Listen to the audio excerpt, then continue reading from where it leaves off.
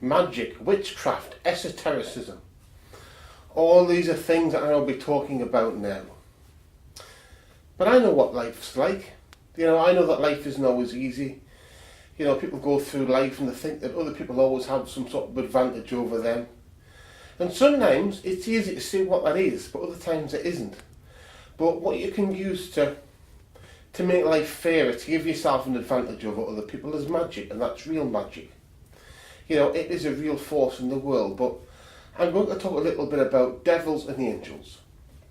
I know that to many people the concept's quite an easy one. Most people are brought up, I think, in a religion where they're familiar with the idea of devils and angels, where you've got your devils, and these formerly were angels that fell from grace. That's the idea. They were angels, and then they basically made a mistake and became devils, and then you've got your angels on the other side.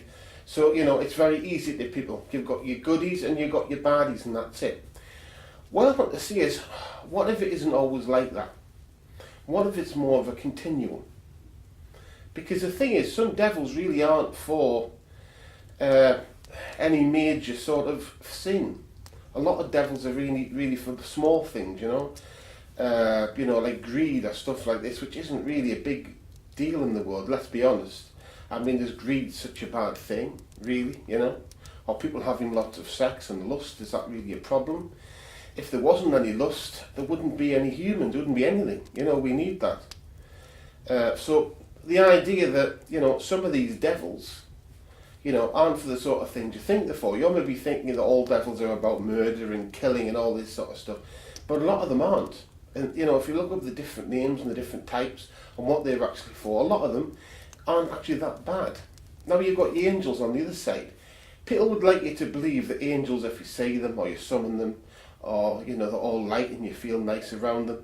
In actual fact, the first time you summon angels, especially if they really come, they're actually quite frightening. They don't feel like a force for good. Now I'm not saying they're not. What I'm saying is what you have is that some of these are quite violent as well, like your archangels. The archangels kill, they and fight evil. So they're not the way you think they are. They can kill if they want to. And you've also got that a lot of the angels are supposed to be those that control who runs countries. Now, if you think about that for a minute, that means that whenever you have, for instance, a dictator, that they're supposed to put them in place. That's right. All those dictators are in place because they're angels. And if you take it the other way, we take it wars, that means that wars are there because they've decided there's going to be a war. Now, I'm not saying that you take this at face value. What I'm saying is that paints a picture where a lot of these angels aren't that great. Where a lot of these angelic beings, really, they don't really seem like our friends. Now, although I do think to a degree they are a continuum, what I want you to bear in mind is that a lot of the time they're more like rival factions, rival groups. They're fighting each other and this group's fighting this and we're in the middle. But the fact is that, neither of them are necessarily our friends all the time, We have to bear in mind that a lot of these groups aren't our friends. They're only our friends when it's in their interest to be so. Now I know a lot of people, angels and demons, that won't mean anything. They think it's a concept which doesn't affect them. But what I'm saying is you can summon these entities, you can summon them, and you can have them in your life, you can see them, experience them. But I think the best thing actually is to work magic with them and command them, because it leaves far less risk. Where if you do it, a lot of people do, and you ask, will you do this? They may help you, but they may not.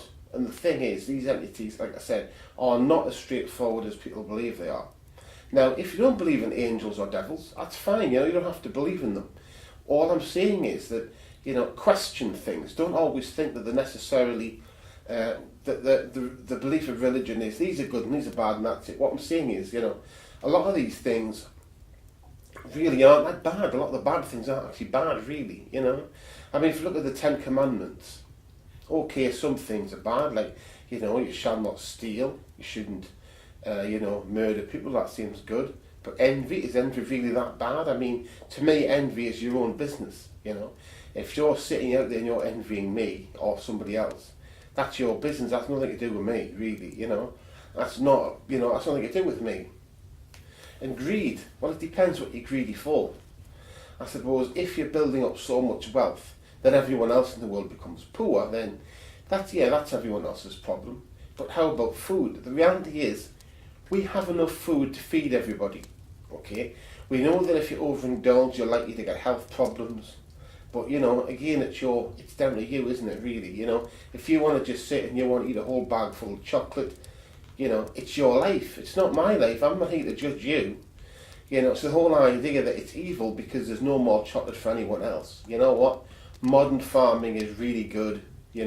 We need more cocoa beans. We'll just produce more cocoa beans. They'll just use more intensive farming. It's not like there's a big problem there. Really, there isn't a problem like there was in the past. If I eat a lot, it doesn't mean that you have to starve, because there's more than we need anyway. That's all I'm saying.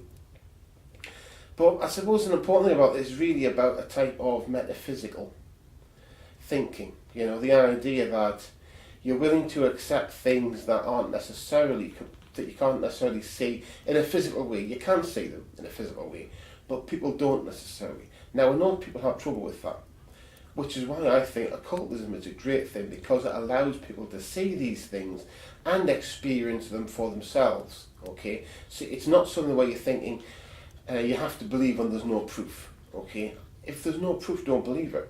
What I'm saying is, if you summon them, you will then have proof that these things exist. And that puts you in a different situation. It's the reason why lots of people in the occult start off as cynics. And they do it because they want to disprove it to somebody.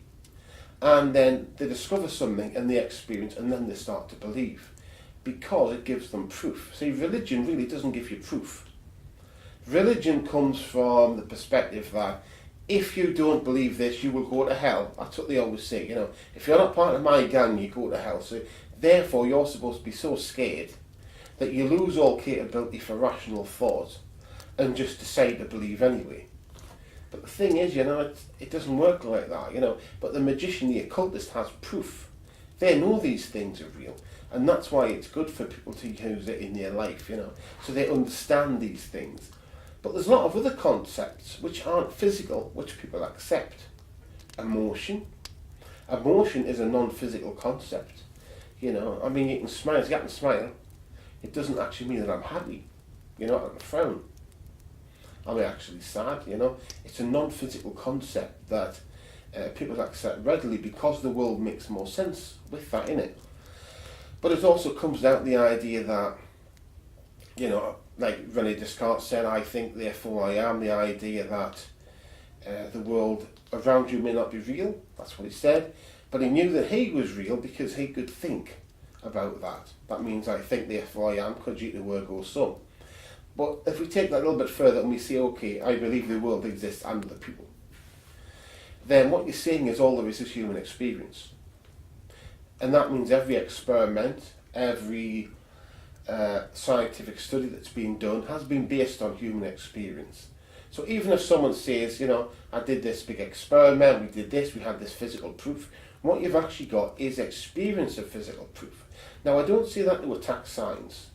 I don't. And the reason I don't is because what you're really left with is quite simply uncertainty.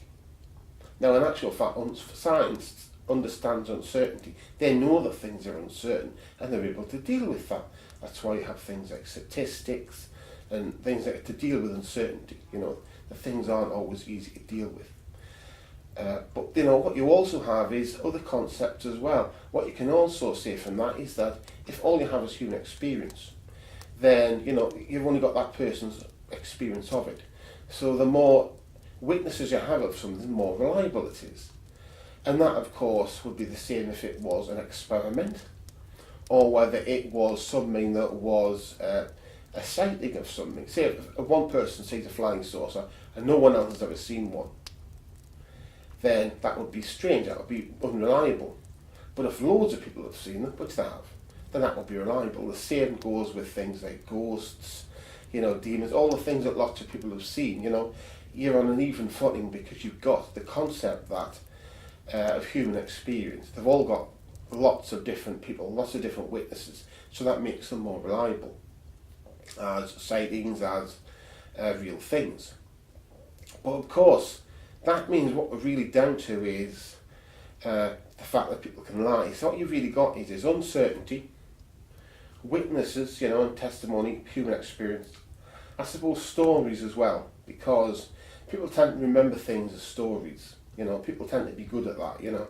It's why a lot of people have trouble remembering equations, because they're not stories. So it's things that make rational sense to them, things that fit in culturally. So you've got that as well.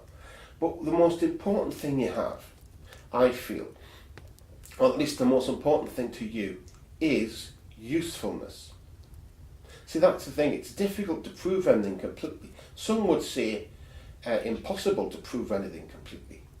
Okay, we just have to live with that. That's the world works. But what we do have is usefulness. Now that means that if you use the occult, which many people do, and they say they experience their things, then of course you have human experience, yeah, and of course if other people see them as well, that means you've got a greater degree of certainty.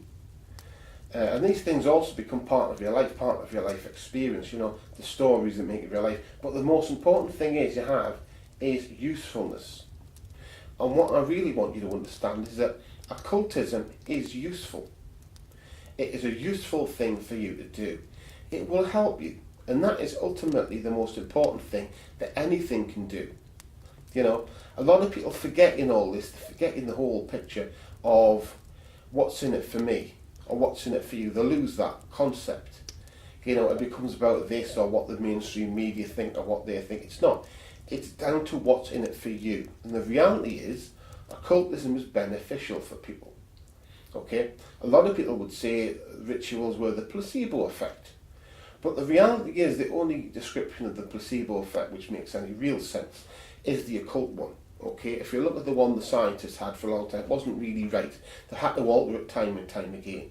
But also it can be stacked.